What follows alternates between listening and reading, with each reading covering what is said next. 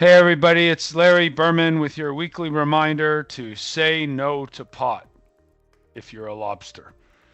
Anyways, it's all legal now apparently. One of the things we're looking to accumulate in portfolios is exposure to medical marijuana. I'm when I'm looking at those charts, I see long-term bottoms. When I'm looking at charts overall, there are not a lot of names that I would, from a value tilt investor, be all over at this point. Most things are overbought, um, and it almost doesn't matter what sector you're looking at. So, pretty interesting things going on this week. Obviously, this week was Fed week. The Fed did surprise me with a 50 basis point move. The market was priced and tilted in that direction versus the 25. To me, that implies Powell twisted some arms, the dissent for the first time in many years. Um, Again, it tells me that there's a lot of there isn't a lot of consensus on the board. So we'll take a dive into the chart room. We'll look at some charts that we normally look at for broader market exposures, and we'll have a look at the dot plots and see if we can learn anything.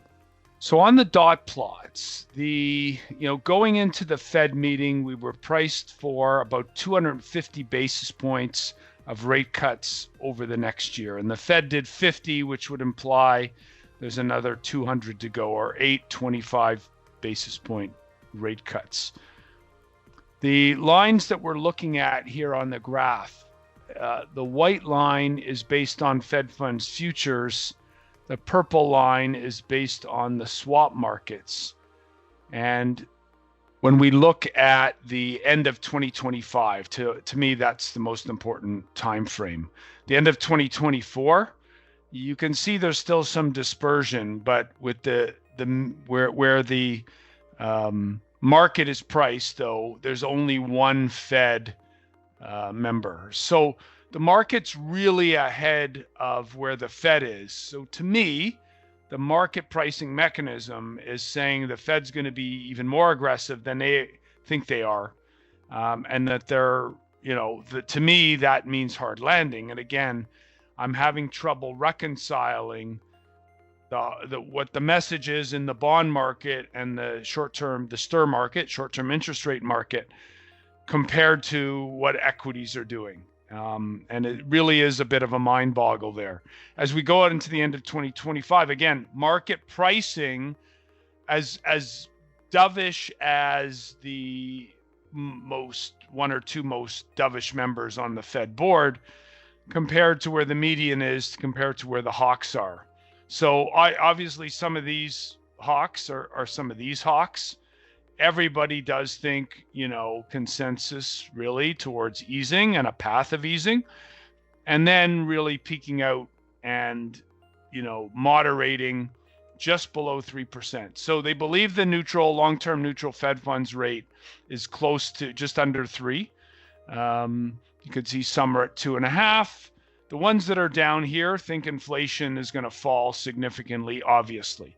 The ones up here think long-term inflation is going to be stickier or higher, with the median, right in and around 3. So if that's where the short end of the curve is going to settle, and we talk about term premium and risk for taking interest rate risk, and we look at the 10-year, at 370, and we look at the 30-year at 4, the amount of risk premium or term premium in the market is negligible. And so we just don't think the long end of the curve can rally a whole lot more. When we look at the Fed funds futures, we can see that while 25 basis point cuts were priced in over the next year, it's now around 8. And that's no material difference. But between now and the next two meetings, a 50 and a 25 is basically, it looks like they're indifferent. Important to note that the Wednesday meeting is the day after the US election, November 6th. So that's a big inflection point, which wouldn't have an impact. I think I heard Trump say something about, the Fed supporting the Harris by being more aggressive.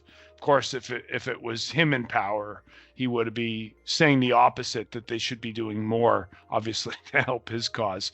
Anyways, what came out of Elizabeth Warren and some other senators regarding 75 and the Fed, like that is just all political grandstanding and means absolutely nothing. When we look at the U.S. aggregate, the ETF that represents the entire U.S. bond market rally post, so here, blow up the last few days here.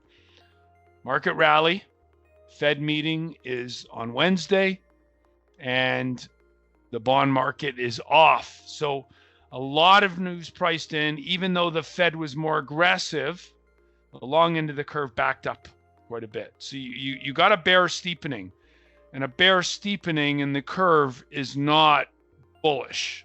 Okay, a bull steepening is long end falls, short end falls faster, very bullish. The behavior and steepening of the curve with the long end backing up tells you just a little bit of caution there. It's the message to me. When we look at the S&P 500, so breakout, the reversal that we saw on the Wednesday looked like a failed breakout. All of a sudden, Thursday gaps higher, Friday a bit of weakness, and we basically came back to test the breakout almost exactly to the low tick, and we closed up above that. So a failure to hold this breakout this coming week and into the end of September, seasonally weak period. Should we get back down here, the next key support into mid-October, we've got the rising trend line, now with a firm bottom at the August low. Project that out. Again, blow it up, look at it again. This rising trend line backed by the rising 200-day average. Project it out over the next month, ties in to here. So if we hit this line and can't hold the 5,400 level, then this trend of the last year, in my mind, is broken. Remember, this shock was the Bank of Japan. They changed policy. UEDA this week said we have time. We don't need to tighten any time soon. And so, again, easier financial conditions. That's probably what prompted a little bit of the breakout there, again, with the idea everybody's getting easier.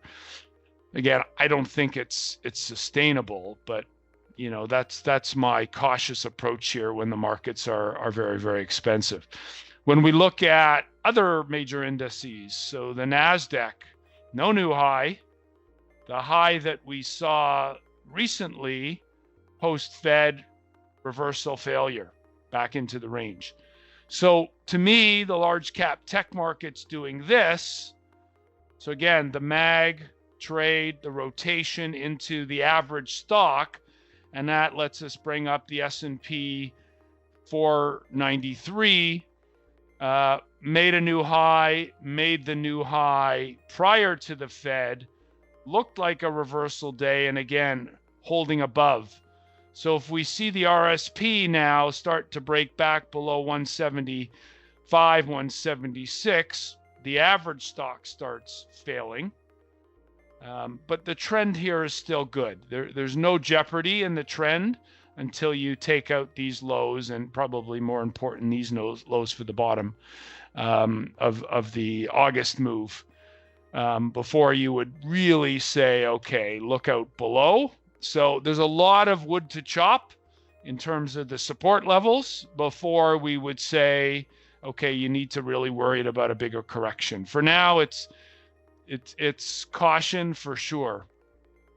When we look at small caps, if this rate cut was all about a strong economy and boosting economic growth, small caps would be breaking out. They have not.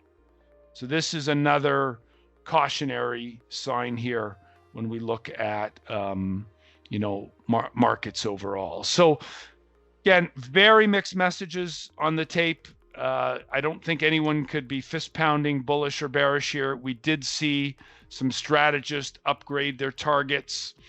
The ones that did are the perennial bulls that like to be on the head of the leaderboard. And so we saw a couple of those upgrades this week. But for the most part, markets remain very, very expensive here. The equal weight S&P 500 is not expensive. So again, a broad market pullback only and if we do see that economic decay in the labor market. And in the Fed summary of economic projections, they really did not at all, have that sort of dire economic outlook. They think the unemployment rate's going to rise slightly, but embedded in that forecast is they're cutting interest rates to neutralize that, right? If they were to say, okay, we think the unemployment rate going to be 4.8 or 5.0, then they would be aggressively cutting now so that that doesn't happen. So embedded in their summary of economic projections about where inflation is going to be, et cetera, is that implied easing that they're already putting in to their forward-based forecast. Big risk to the market, of course, is in these very, very easy financial conditions, cause another uptick in inflation pressures. And I think that is probably the biggest risk over the coming quarters. Anyways, have a great weekend, everybody, and look for you out on the golf course for what remains the season here. Have a great one. Remember, say no to pot, lobsters.